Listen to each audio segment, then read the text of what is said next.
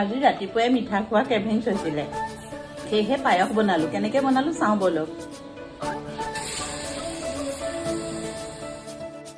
পাখৰি মেলিছে মৰমে দুবাহুৰে সপোন মোৰ বাউলি জিয়া জিয়া বেগৰে ঢৌ উঠিছে হৃদয়ত শুনাচোন তুমি আছো মই তোমাৰে হিয়াত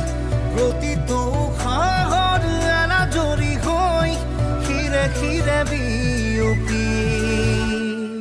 এখিলা পাতৰে মোৰ কবিতা তুমি তুমি তুমি অসীম মৰম একা যদি